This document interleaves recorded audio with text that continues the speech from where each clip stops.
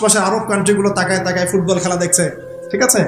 সবাই সর্বোচ্চ এতটুকু বলতে পারে, আমরা নিন্দা জানাই, আমরা এর তীব্র প্রতিবাদ জানাই, দ্যাটস অল, এতটুকু।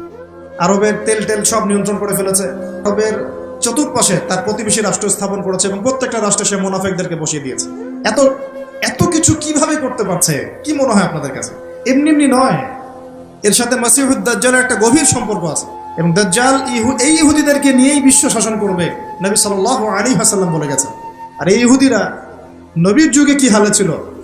বনু কুরাইজা, বনু কাইনুকা, বনু নাজির, এই তিনটা কওমের সাথে আল্লাহর নবী নিজে সশস্ত্র যুদ্ধ করেছেন। ওদেরকে বের করে দিয়েছেন মদিনা থেকে। তারপর তারা খায়বারে গিয়ে আশ্রয় নিয়েছে। আলী রাদিয়াল্লাহু আনহু হাতে এই খায়বারও বিজয় হয়েছে।